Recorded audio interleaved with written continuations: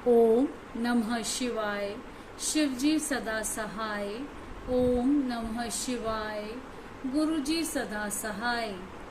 बालक उपमन्यु को दूध के लिए दुखी देख माता का उसे शिव की आराधना के लिए प्रेरित करना तथा उपमन्यु की तीव्र तपस्या।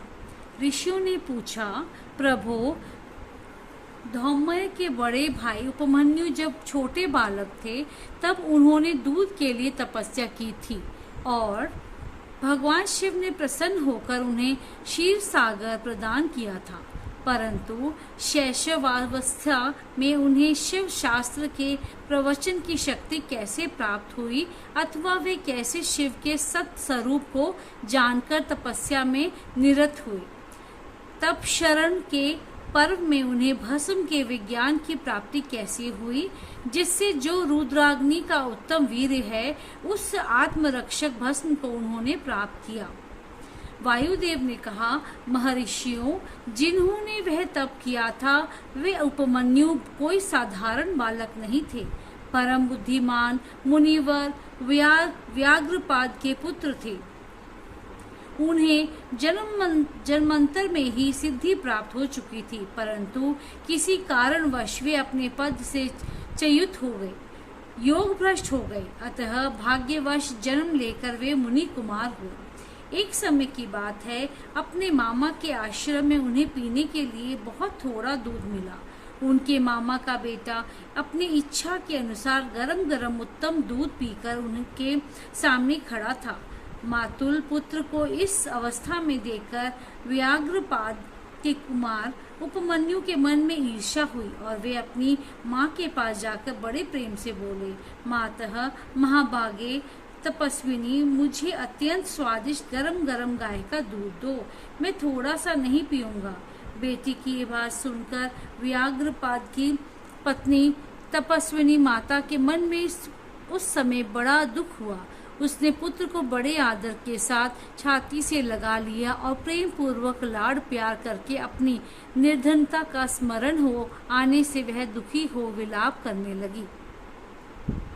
महातेजस्वी बालक उपमन्यु बारंबार दूध को याद करके रोते हुए माता से कहने लगे, माँ, दूध दो, दूध दो।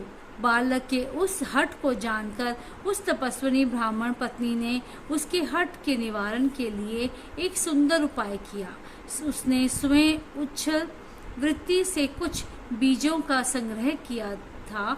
उन बीजों को देखकर उसने तत्काल उठा लिया और पीसकर पानी में घोल दिया। फिर मीठी वाणी में बोली, आओ आओ मेरे लाल। यूं कह बालक को शांत करके हृदय से लगा लिया और दुख से पीड़ित हो उसने कृत्रिम दूध उसके हाथ में दे दिया। माता के दिए हुए उस बनावटी दूध को पीकर बालक अत्यंत व्याकुल हो उठा और बोला, माँ, यह दूध नहीं है।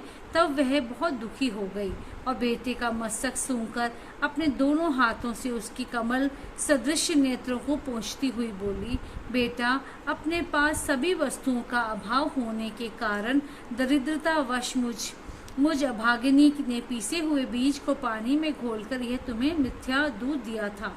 तुम दूध नहीं दिया, नहीं, ऐसा कहकर रोते हुए मुझे बारंबार दुखी करते हो, किंतु भगवान शिव की कृपा के बिना तुम्हारे लिए कहीं दूध नहीं है। भक्ति पूर्वक माता पार्वती और अनुचरों सहित भगवान शिव के चरणाविंदों में जो कुछ समर्पित किया गया हो वही संपूर्ण संपत्तियों का कारण होता है। महादेव जी ही धन देने वाले हैं। इस समय हम लोगों ने उनकी आराधना नहीं की है। वे भगवान ही सकाम पुरुषों को उनकी इच्छा के अनुसार फल देने वाले हैं। हम लोगों ने आज से पहले कभी भी धन की कामना से भगवान शिव की पूजा नहीं की है, इसीलिए हम दरिद्र हो गए और यही कारण है कि तुम्हारे लिए दूध नहीं मिल रहा है। बेटा, पूर्व जन्म में भगवान शिव अथवा विष्णु के उद्देश्य से जो कुछ दिया जाता है वही वर्तमान जन्म में मिलता है, दूसरा कुछ नहीं। उपमन्यु बोले, माँ, यदि माता पार्वती सहित भगवान शिव विद्यमान हैं, तब आज से शोक करना व्यर्थ है। महाभागे, अब शोक छोड़ो, सब मंगलमय ही होगा। माँ, आज मेरी बात सुन लो। यदि कहीं महादेव जी हैं तो मैं देर से या जल्दी ही उनसे क्षीर सागर मांग लाऊंगा। वायु देवता कहते हैं, उस महाबुद्धिमान बालक की यह बात सुनकर उसकी मनस्विनी माता उस समय बहुत प्रसन्न हुई और यूं बोली। माता ने कहा, बेटा तुमने बहुत अच्छा विचार किया है। तुम्हारा यह विचार मेरी प्रसन्नता को बढ़ाने वाला है। अब तुम देर न लगाओ, सांब सदाशिव का भजन करो। अन्य देवताओं को छोड़कर मन, वाणी और क्रिया द्वारा भक्ति भाव के साथ पार्षद गणों सहित उन्हीं सांब सदाशिव का भजन करो। नमः शिवाय, नमः शिवाय। यह मंत्र उन देवादिदेव वरदायक शिव का साक्षात वाचक माना गया है। प्रणव सहित जो दूसरे 7 करोड़ महामंत्र हैं, वे सब इसी में लीन होते हैं और फिर इसी के से प्रकट होते हैं। यह मंत्र दूसरे सभी मंत्रों में प्रबल है। यही सबकी रक्षा करने में समर्थ है। अतः दूसरे की इच्छा नहीं करनी चाहिए। इसीलिए तुम दूसरे मंत्रों को त्याग कर केवल पंचाक्षर के जप में लग जाओ। इस मंत्र के जिह्वा पर आते ही यहाँ कुछ भी दुर्लभ नहीं रह जाता है। यह उत्तम वसम जिसे मैंने तुम्हारे पिताजी से ही प्राप्त किया है, यह विरजा होम की अग्नि से सिद्ध हुआ है। अतः बड़ी से बड़ी आपत्तियों का निवारण करने वाला है।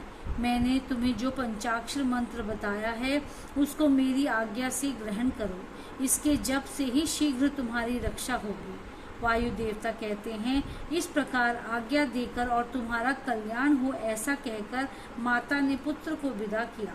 मुनि उपमन्यु ने उस आज्ञा को शीर्धार्य करके ही उसके चरणों में प्रणाम किया और तपस्या के लिए जाने की तैयारी की। उस समय माता ने आशीर्वाद देते हुए कहा, सब देवता तुम्हारा मंगल करें।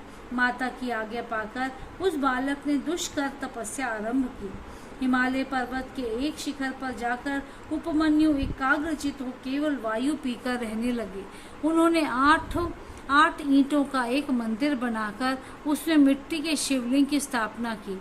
उसमें माता पार्वती तथा गणों सहित अविनाशी महादेव जी का आह्वान करके भक्ति भाव से पंचाक्षर मंत्र द्वारा ही वन के पत्र पुष्प आदि उपचारों से उनकी पूजा करते हुए वे चिरकाल तक उत्तम तपस्या में लगे रहे। उस एकाकी कृष्ण काय बालक द्विजर उपमन्यु को शिव में मन लगाकर तपस्या करते देख मरीचि के शाप से पिशाच भाव को प्राप्त हुए कुछ मुनियों ने अपने राक्षस स्वभाव से सताना और उनके तप में विघ्न डालना आरंभ किया। उनके द्वारा सताए जाने पर भी उपमन्यु किसी प्रकार तप में लगे रहे और सदा नमः शिवाय का